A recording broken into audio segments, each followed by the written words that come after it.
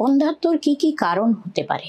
প্রথম হচ্ছে শুক্রাণু, দ্বিতীয়ত হচ্ছে ডিম্বাণু, ওভারি রিলেটেড সম্পর্ক, যে ডিম্বাশয় যেটাকে বলা হয়, যেখান থেকে ডিম তৈরি হয়, সেই নিয়ে কোনো সমস্যা থাকলে তার জন্যও বন্ধ্যাত্ব আসার সম্ভাবনা থাকে।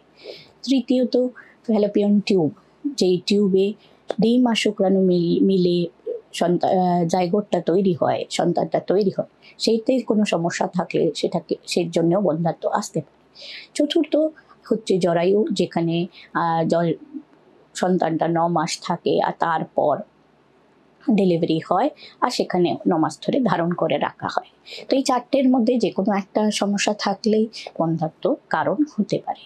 এছাড়া কিছু কিছু রক্ত পরীক্ষায় আমরা অসুবিধা পাই, আর আমরা সাধারণত আরও দেখেছি কি ক্রোমোজোমাল কিছু অসুবিধা থাকলেও, জেনেটিক যেটা বলা যায়, সেটাতে কোনো অসুবিধা থাকলেও বন্ধ্যাত্ব কারণ হতে পারে।